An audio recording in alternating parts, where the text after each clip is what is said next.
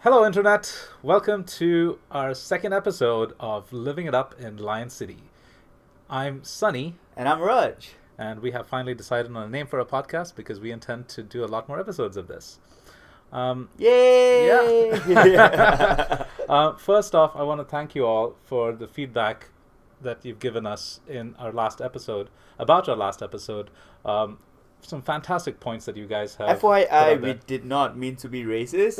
If it came across that way, we truly apologize. Because we got one Yeah, feedback true. whereby There Well, was it an wasn't- implication that we were slightly racist, and it was never our intention. that is true. Oh, But what at the did I same get time, myself into? but we've also realized that we need to be careful in the way that we posit our ideas, and because of which we're really thankful that we got that kind of feedback. So we did do a follow-up podcast about the previous topic, which was the soul of Singapore. And it was gold. Yes. But because of technical issues, we couldn't salvage a lot of it. And we do plan to do a recast of it. But much later on, I yeah. suppose. And we will definitely revisit that because there is still a lot more to talk about, and we're excited to broach those topics once again with all of your feedback in mind. So once again, thank you all for listening to our first podcast. And we love you. And we do. Some of you. But yeah, I'm sure that we will have more to talk about that particular topic.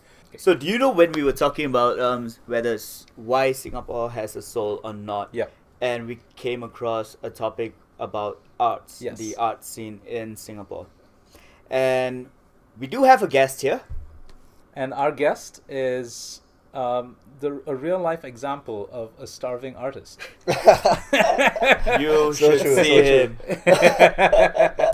So, ladies and gentlemen, let's welcome Luke Tan.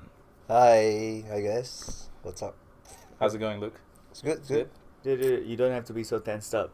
Why you so tense, man? That's not you. For those who's listening, you can see the sweat on his brow, but no, he's chill. My palms are like sweating. So, so Luke Tan is someone we know who is an artist, and he does a bunch By of things- choice. By choice, correct. And he's doing a lot of things in the art space here in Singapore. Without further ado, let's just get straight to it. So, Luke, welcome to our amazing podcast. Hi, guys. We've got a grand total of about 3 followers. That's good. That's good. Maybe. Because we forced them to listen. Yeah, Maybe pretty more much. after this. We with them. Yes, and of course. So, Luke, tell us a little bit about yourself and what you do. Yeah, so I'm a visual artist. I do mostly mural paintings. For like businesses, for like corporations. We're also a social enterprise. So we do paintings for like causes, for example, like migrant workers awareness. Just to use art as a medium to bring about some kind of awareness to certain topics that we face in Singapore. That like That the general public might not know. yeah, or- they might not know, or they like choose not to see that part of Singapore. Okay. So we use art to like ease people into like creating like conversations about this kind of stuff. Yeah. Right. Interesting. And how did you get into this line? Like, what triggered that this is what I want to do? Oh, okay. When I was in secondary school, I just felt like this is what I'm good at, and I wanted to like pursue it further. So I didn't think I was going to be like an artist, or I didn't think I was going to be a painter. It's just things that like I choose to do. Like I'm good at it, so I was just like, okay, I'm just doing it and exploring this part of myself. Okay, and Yeah. you said about social painting. Dude, chill, man. You don't have to. Yeah, so Rindo is. I'm stroking Luke's thigh as we speak. Oh yeah, like that. Oh, that's not helping. Getting me more excited. All right. So, How did you actually start Mural Lingo? Because Luke is one of the founders. I'm not the founder. Imran is the founder, so I'm the vice director of Mural Lingo. Okay. So 2 years back, Imran approached me and asked me whether I want to join, to partner up and like to grow the business, and that's what I've been doing for like 2 years. So yeah. Can I ask, like, what is Mural Lingo about? Mural Lingo is about creating art experiences, Okay. and also, like I said just now, more like using art as a medium to talk about issues or that we face in Singapore, Okay. and also, yeah, the awareness part of things. So my understanding here is that, yeah, my understanding here is that, as the name implies, it's about murals. Yeah. And is it language. just languages? Oh yeah, Lingo. yes, of course. So it's like the language of murals. Like I Okay. think when it started. Wait, you did not get that? No. I'm a smart man. And I thought I was the dumb one. Yeah, sorry to interrupt you, man. Go ahead. So it's just like it's mostly about murals. So murals are the one medium where you can there's a lot of history behind it, like how people use murals to like communicate all the way back in like the caveman days, you know. Maybe they were trying to put a mark in a cave and say like I was here, like to make their presence known and stuff. Okay. So murals have this kind of effect on us. Like it's a big wall. A lot of people are going to be looking at it, and it stays there for a while, and it's not going to go anywhere. And because it's a big wall, there's a lot of people that can come and engage and paint, and we could have like conversations, and we can talk about stuff, and it's just like really good medium for people to just like relax and take their time like after work and just like to paint something, you know. As a Okay. community, yeah. This is interesting because I've never actually thought of murals or paintings as general as something that, you know, allows you to have a social experience. Mm. Because to take the example of a mural, so I see a mural and I enjoy it. There's that visual aspect, and I feel like I'm enjoying it passively. So what I find interesting is that you're looking at ways to put up something so that people can come together and Do stuff. interact. Yeah, do Yeah. stuff with each other because of that shared experience of. With each other, you know, it Well, just you know, sounds wrong okay. on so many levels. I didn't say do to, I said do with. But that's interesting. I didn't really consider appreciating art as a shared experience. Okay, maybe I didn't put it the right way. Like, I know that it's a shared experience, but it's not something that you think of when you think of a mural. Yeah. So how did you come up with that idea? I think that's a very good point though, because not just about murals, about artwork in general. Like if you go to a gallery and stuff, it's very passive, you know. So it's like artist work, Yeah. viewer, Yeah. right? So there's no engaging in the whole process of art making. You don't know, you might or might not know the person. Correct. And it's all subjective, right? The work is already created for you to enjoy. So it's like it's almost as like it's just a one-way communication kind of thing. It's just Yeah. like, okay, my work is this. You like it, don't like it, that's your problem, right?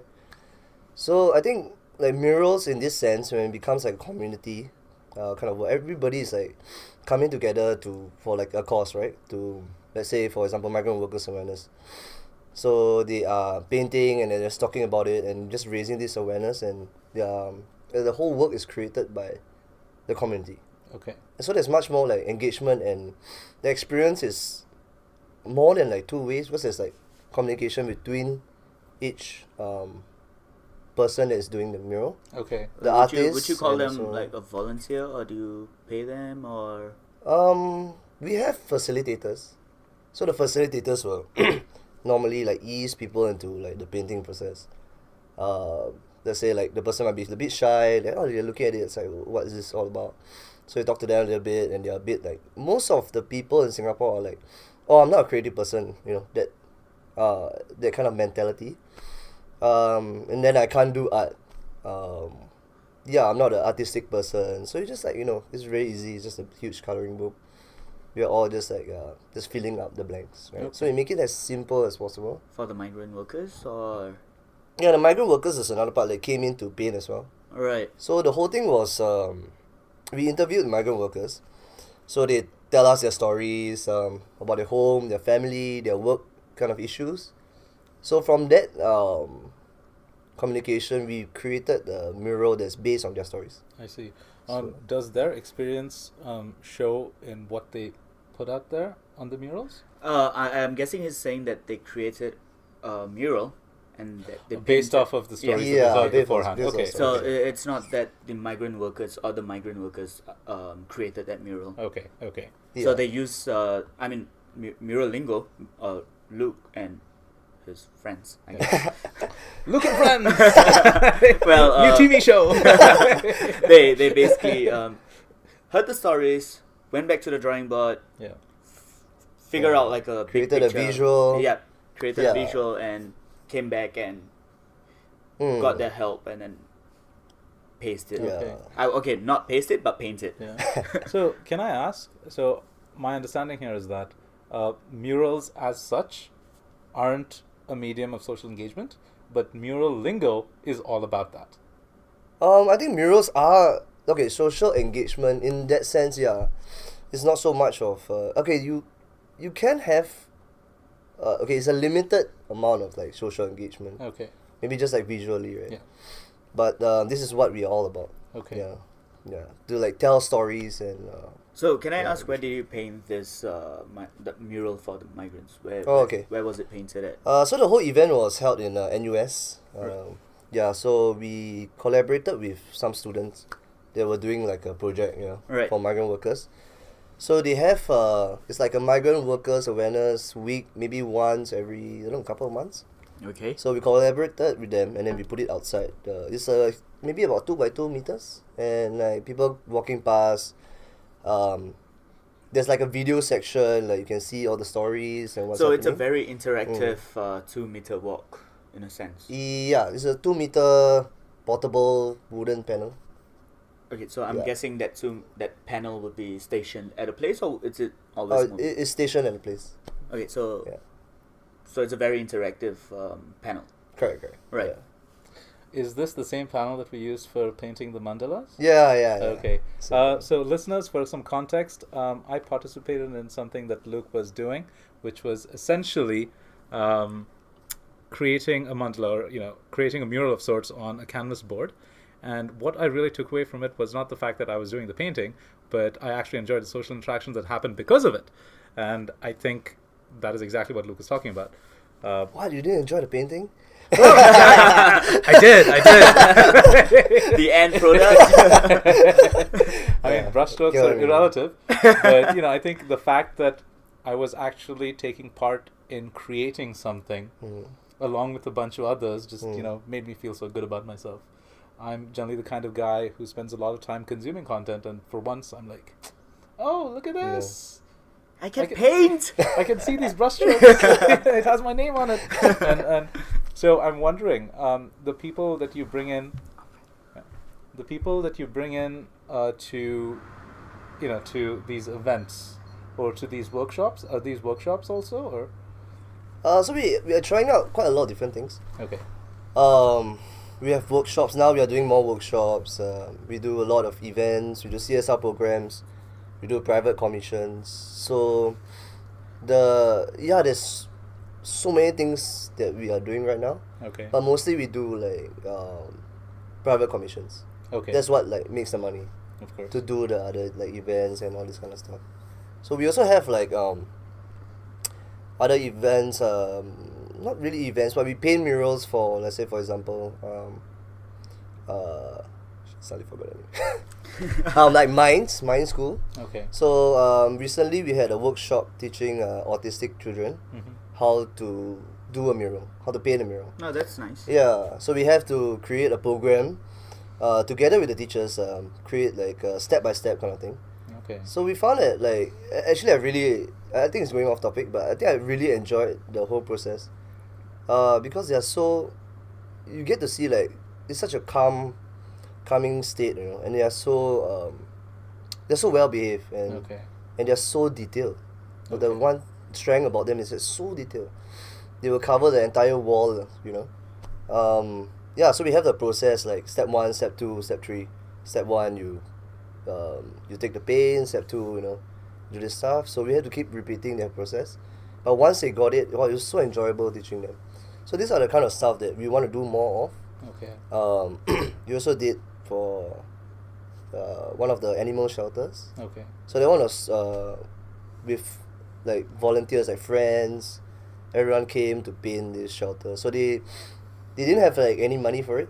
So we provided materials and also the context of like bringing in people and stuff. And I think it was very successful event, and I was so happy to see like so many people wanted to, so many Singaporeans and like foreigners who want to like participate in such a thing to, to brighten up the place. Of course. Not so much for the dogs because they're colorblind, right? But for the Hey, you never know. Are they? I didn't know that. Yeah, they are. Yeah, so it's like But what colors? I'm not too sure. I think they can only see black and white. Really? Yeah.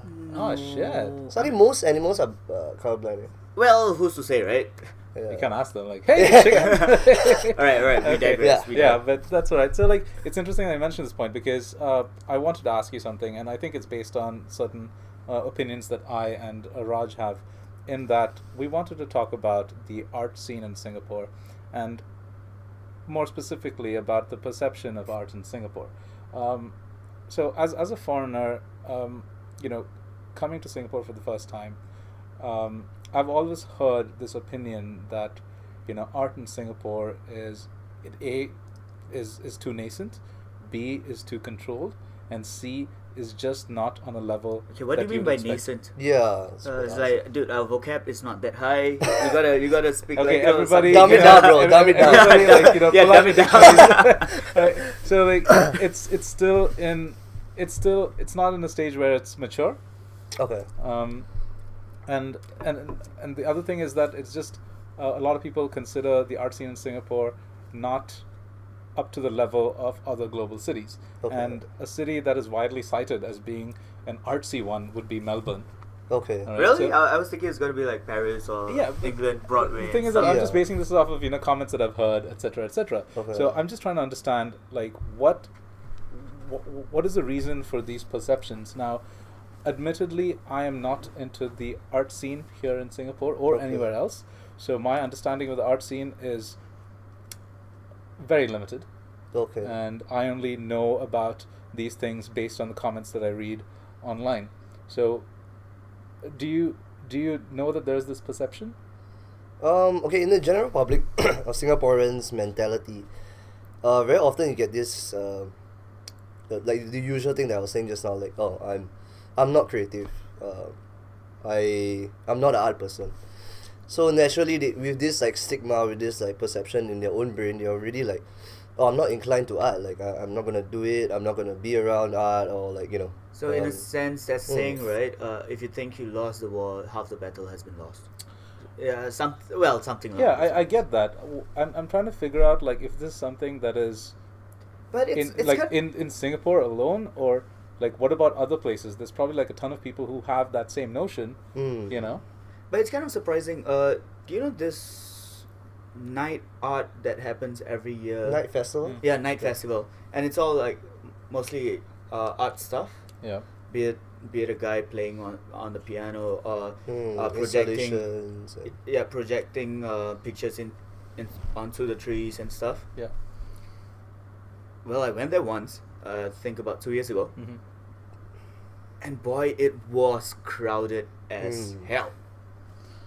And it's mostly, like, from what I saw, it's mostly local Singaporeans who are there.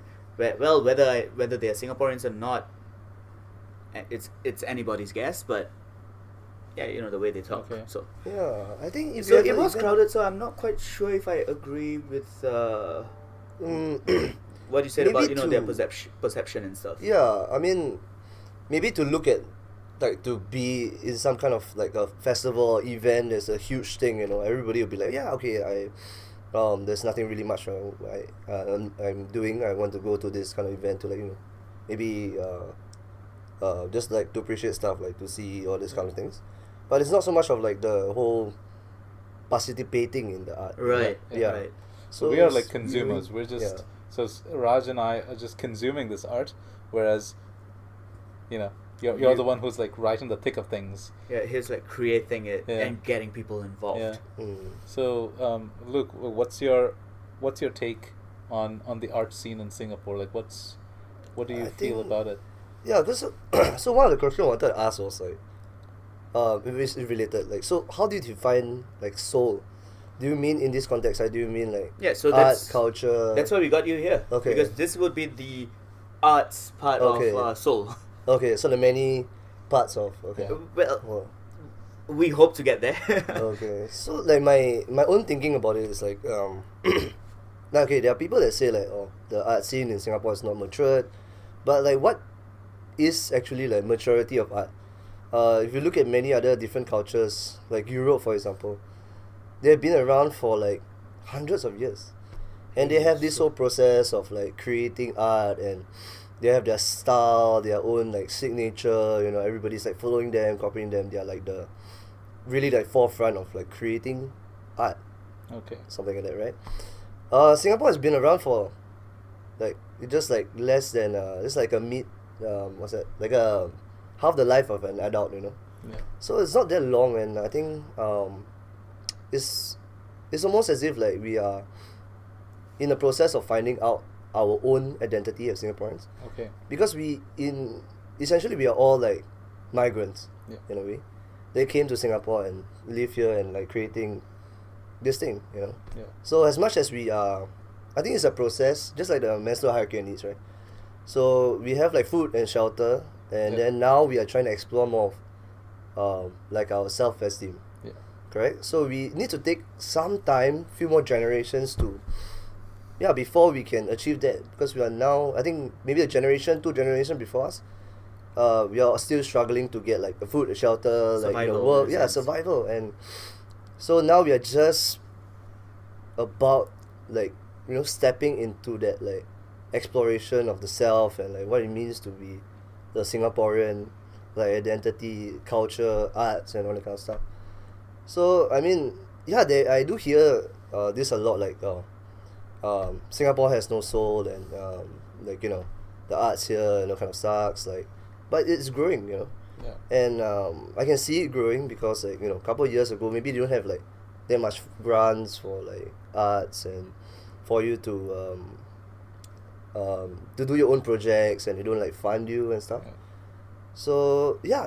So it's a process. Yeah. So And- speaking about funds and grants, have you gotten any to basically expose yourself out there? I mean, not expose yourself, but Okay. I'd be I'll do that without funding. I mean,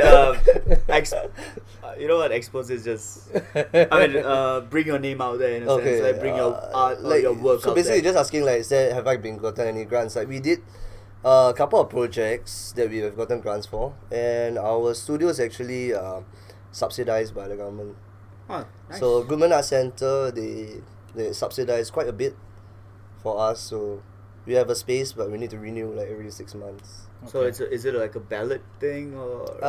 Not necessary. I don't know how it works internally, but so far we've been getting like So- renewed. right. Yeah, so, Interesting. yeah.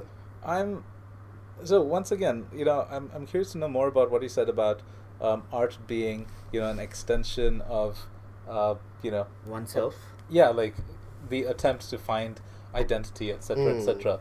Is that how you define art? Is it like, is art supposed to be some sort of personal or collective expression? It is definitely an expression. Yeah. So for me myself, like it's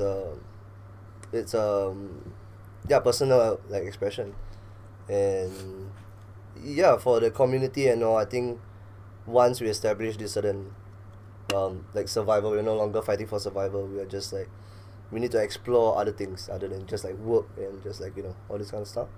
So I think art is definitely a form that we can use to explore a lot of this kind of stuff, like right brain stuff, you know. So as a starving artist, Well, it's not starving anymore. although that's sweet government grants. But as an artist, what is your stance on where Singapore is in terms of the art scene, like, you know, appreciating art, or, you know, creating, like creation, appreciation, nurturing. I'm not sure I can I don't know. Yeah, What do you mean? I- What are we comparing it to? Well, Well, does there need to be a comparison? Yeah. I guess he's talking about from the past to now. Oh, Yeah. okay. And, Like how much yes, has improved? Yes. Yeah, how much has been improved, and do you think it will be further improved compared to today? But I want to get into another topic. I want to get into something in the sense that, like, how do you compare and what do you compare it with? I'll say the only way would be to compare it against, well, the past. True, but Because arts, it's arts, right? It's pretty vague. But here's the thing, right? So I'm speaking as a person. I'm untrained in the arts. Okay. My knowledge is essentially based on comments that I read online. Seriously, you are creating comics, you are doing 3D painting, and you still dare to say that? How dare you? Shame on you. Okay, so my co-host called me out on my bullshit. But that's a podcast for another time.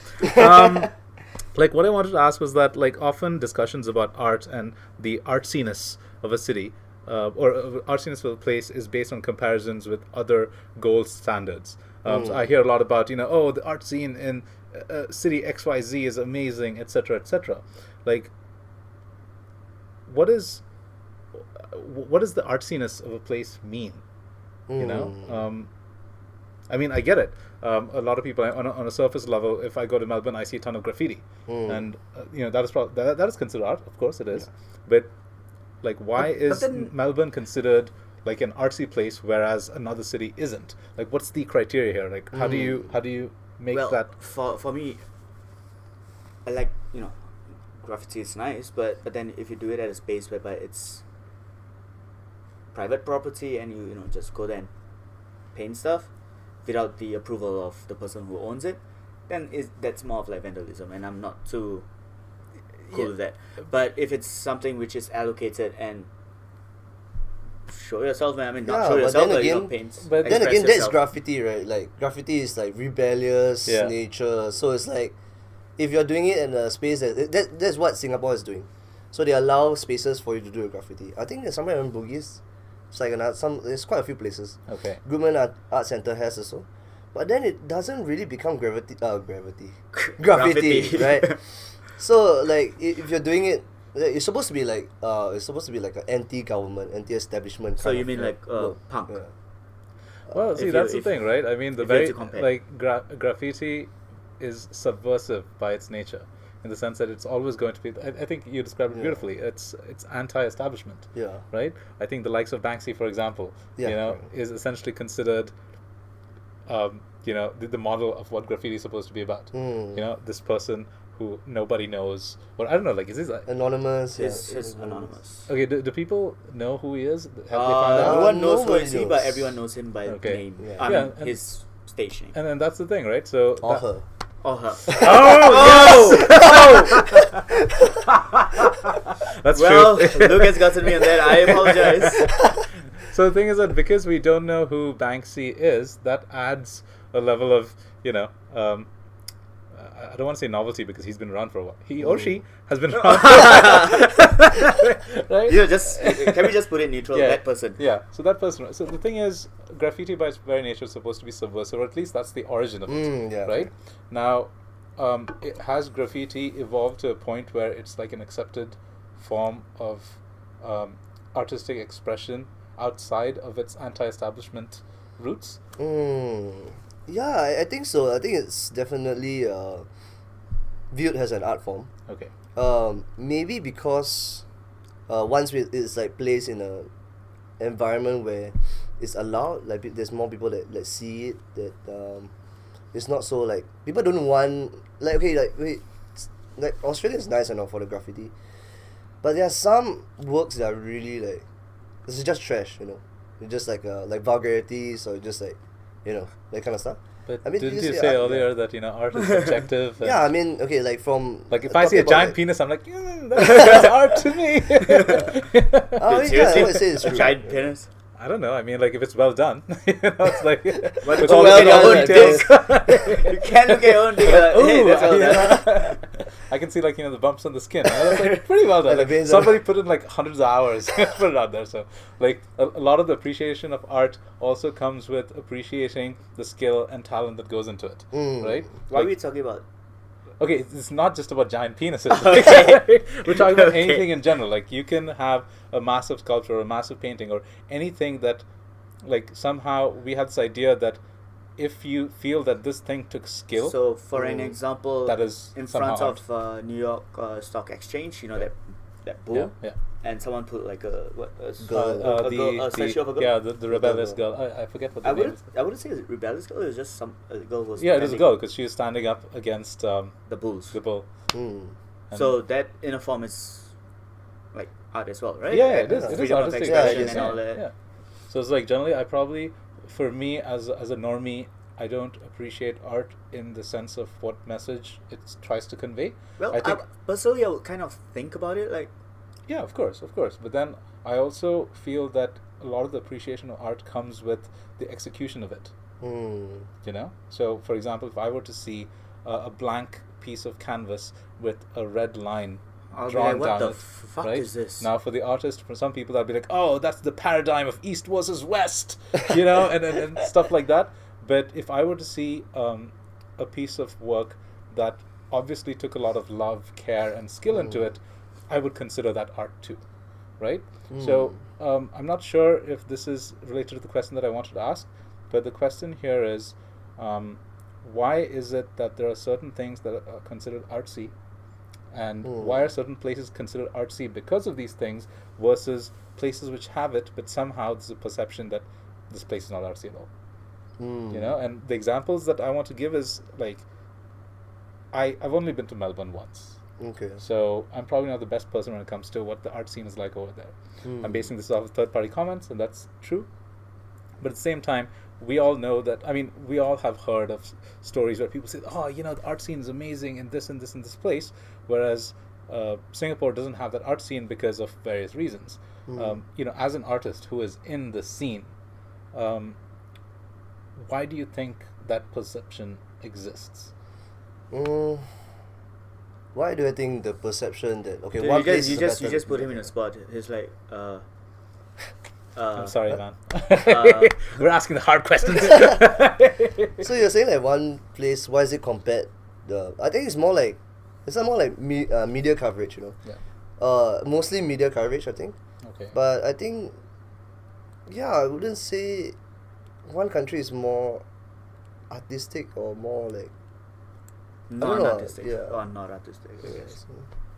So, okay, where do you think Singapore stands in terms of the arts? Like, what do you mean by stand? Like, does it have... I honestly don't know how to answer that question because it's like, where do we stand in art? Like, I don't know. No, No, like I said, because like if Okay. you say So what I mean is like, does Singapore actually has the dude, I was just discussing Hey, this with you I know. earlier. Damn it. We were supposed to use the word infrastructure, but infrastructure for art. That's Sounds too sounds too corporate. official. But does Singapore have the wherewithal to nurture the kind of art scene that we would expect of a global city? okay. I think so. I think it's like slowly like more funding is being pumped into the system. People are being more like willing to participate in art. Okay. Especially younger generation now, they want to participate. They want to do things that are like a bit different. They want to explore Okay. different things. Yeah, I think it's definitely where it stands now in these terms is that it is growing. Okay. And I think that maybe like it's going to be maybe 20, 30 years down the road, I wouldn't be compare it to like some place like with like hundreds of years of history.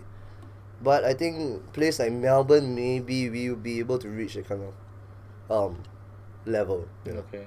Yeah. Media coverage is important. I understand that. And my belief, and I know you know my stance on this, is that everybody's perception of anything, be it, you know, beer to countries or cultures, is essentially based on how much media exposure that particular place has and how much positive media spin that has. Once Like again, the coolness thing like you're Yeah, talking exactly. about. Like, So Yeah. in Yeah. regards to that, right? Singapore media. Do you think they talk more about celebrities or more about, you know, like stuff that's going around? For example, events that are happening, if they're not paid for, like for example, as an advertisement. For an example, this celebrity, you know, is marrying someone. Like, who the hell cares? But here's the thing. That kind of celebrity news is a thing everywhere. So, and yeah. and like coming from India, I feel that Singapore is actually a lot more sensible in that respect. Okay. Okay. Okay. I mean, okay. Okay. Maybe it's because I don't Okay, follow okay. that kind of news, so there is that. No, I But mean, okay. yeah, but the thing is that in India, I feel that that's a lot more in your face than I see it here in Singapore. Perhaps for the last, I don't know, 3 to 5 minutes, talk about. All right, so Singapore is having these events that the government is running, for example, like about the arts and. Yeah, I think stuff they like do, that. man. Like Night Festival, they will announce it. Well, they don't really announce it. It's Facebook. You know, people on Facebook, they share it and create that. I page. think they do on like But- TV and stuff. Yeah, but then that's. It's a I big mean, event. Facebook is pretty much the bulk of all advertising these days. Yeah, Yeah. what I'm trying to say, it's not the media, but I mean not like, you know, for example, Channel News Asia and stuff. Yeah. And this is just my opinion. Yeah. They do not share that kind of news. Okay. It's our common friends or friends on our Facebook network, and it's just someone who actually created the whole content for Facebook. Yeah. In Singapore is, you know, hey, we're having this event, come down, check it out, and this person is performing. We've got these things here and there, whatnot. But here's the thing, right? Like, to counter your point, most of the events that I go to of an artistic nature are because I see it on news and on Facebook and various other, you know, media outlets. And so the thing here is that exists in Singapore, at least in the network that I follow. Okay, maybe it's maybe it's just what I follow. So Yeah, you know, you need to get on Facebook more, dude.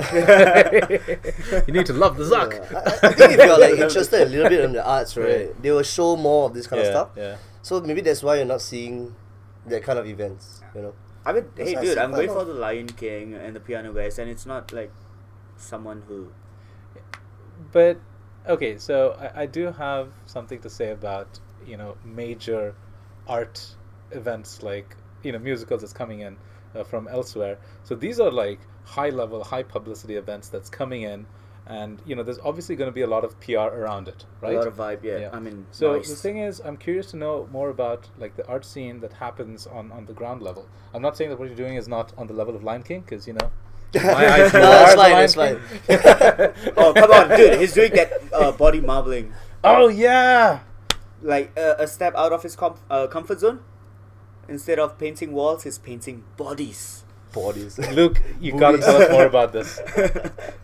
Give us the lowdown. Like, what is Yeah, this? so we body kind of marbling digressed a bit, and we're pulling it back. about? Yeah, but no, we want to talk about Luke and his new project, which is body marbling. Luke, Okay. go. Yeah. Okay, before you start, how did you venture across body marbling? Okay, yeah, so I just saw this thing. Honestly, it's just a very simple thing. Like, I saw it a year ago on YouTube channel, and the US, they were doing this for festivals and stuff. Okay. So I honestly thought like, okay, you know, I want to experience that. So that's just like the start of it. That's my interest, and it's like, oh, why don't you have it? So I was like looking around, finding whether anybody's doing it. Okay. So, but there was no one that was doing it. Okay. So I thought like, you know what, I can do it. You know. Yeah. So I just thought, yeah, okay. I went to experiment. So, Luke, could you tell us Mm. what body marbling is? Okay, yeah. So body marbling is essentially like painting. It's body painting, by using liquid based substance. So it's more like you're dipping your hand into this tub of paint, Yeah. and you get like marbled textured patterns on your arms. Yeah. Well, So, we've been there. Yeah, we tried it. It's pretty fun. yeah. It's fun, but Yeah. to be honest, it starts coming off when it dries off. Yeah, but then we could talk about the ephemeral nature of art. All right, and all how right, it's fine. all just So- temporary and all right. My bad. I apologize. Right. So, Okay. so are these substances like herbal or not, or is it toxic or not?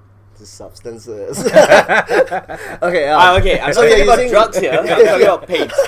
That, you know. No, what are we talking about again? Okay, yeah. So it's just non-toxic acrylic paints. The one that like children use for their like art painting process. So yeah, we try to get his. So how do you get the design on your arm? Because the way Okay. that you just said it was Yeah. liquid-based paint. Dip your arm in it. Yeah, so we drip the paints, and because of the tension between the paints, they kind of spread out and form different patterns that are like similar to like wood. When you cut when you cut trees, they have these rings, and you can create all kinds of patterns like streaks or like galaxy-like patterns and like nebulas, universe, and kind of stuff. And so you create this on this is basically painting on water. Yeah. Oh, nice.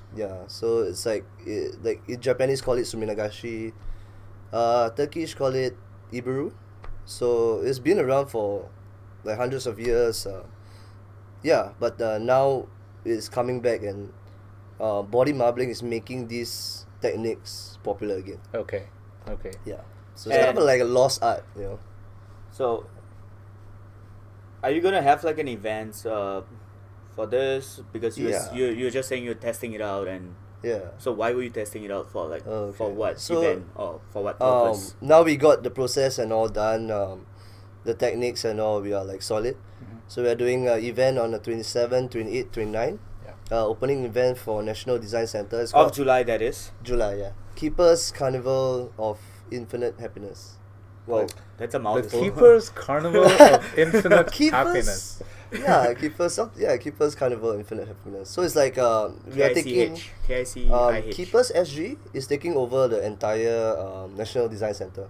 Okay. So you have like workshops on the second level. You have like carnival-like themes. A lot of local artists will be there selling their wares. You have like sculptures and actually mural paintings in the like a HDB like sculpture.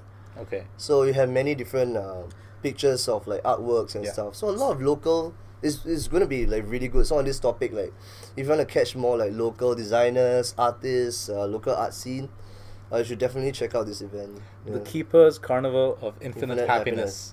Yeah. Whew.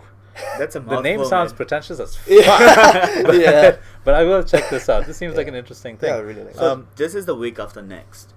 Yeah. 2 weeks from now. Yeah. Right. So we should put out the podcast before that. Fingers crossed. No, this was like Raj's dig at me, but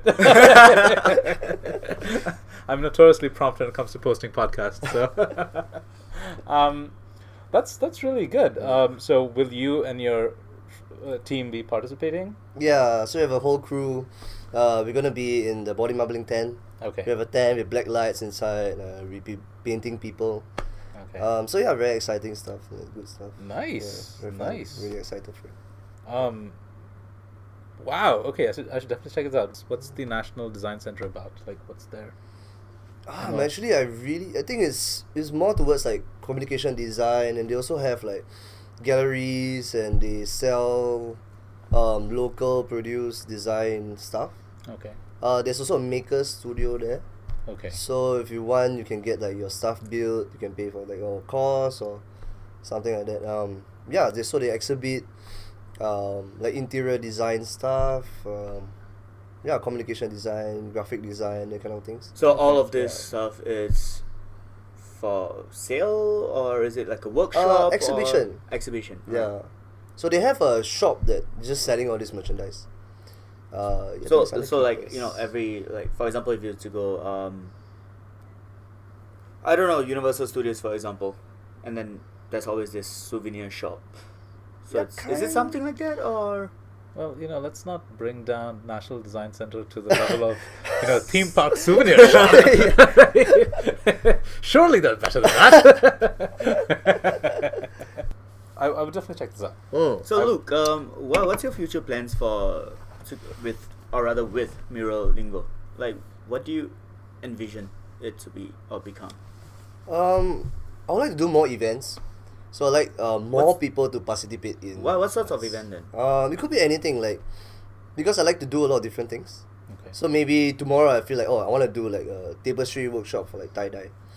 So but I want a tie-dye kind of process, like where you tie t-shirts. Yeah. You Oh, okay, right. Yeah. So I mean, it could be anything, but like more events that we could bring people together and participate in making a work or something like that. Yeah, that is interesting, because when he was doing his trials for body marbling, met a lot of new people over there. Yep. Started talking, chilling out, laughing. And that's why I love going to Luke's events, right? Because it's like, I don't But- care about okay, Luke. how many times? how many times? Thanks, have you guys. Luke's friends are cool. Yes, it's gone like quite some time. But yeah, so I did go to the body modeling. I think it was really fun. I went to that mandala painting, which was really nice. Yeah, I kind of overslept for that. Hungover. Yeah, why do you do it on a Sunday, bro? Yeah, why Sundays? Yeah, so a lot of stuff are like experimental. We want to Right, try yeah. as many different things as possible, you know? Yeah. And always keep it fresh and new and exciting. And yeah, it's always about like people coming together. Yeah. I think that's the most important part. The people are happy, like they're communicating, they're talking, making friends. I think that's my main goal. You know, just a simple goal for more people to come. Okay, so we are nearing the end of our podcast. So just to end it off, like, did we come across whereby we said, or rather we asked that whether he thinks Singapore has the art, like it has art in its soul. Do you have any closing thoughts about this, Luke? Because honestly, I don't. I think it's an open-ended question that just can't be answered. I'm just curious to know about why that question just does the rounds on the internet, and what do you think about it at the end of it all? I think just with like enough people that just need enough people to explore themselves and to be you can express in any other ways. Doesn't have to be art. Yeah. Can be music, can be performance, could be like Yeah, but all this, talks. all this, All that comes, would be like, would come under art. a big circle or yeah, the big yeah. umbrella of arts. As long as Music is art too, Luke. It's not only painting and visuals. yeah. So the closing thought is like as long as everybody express themselves, just do what you love. Yeah. And then we could create a Pirates in better the future. Yeah. art scene in Singapore. I Or guess. Florentine. So, Luke, do you want to do a plug Florence. of what you're doing? Any social media that you want people to follow?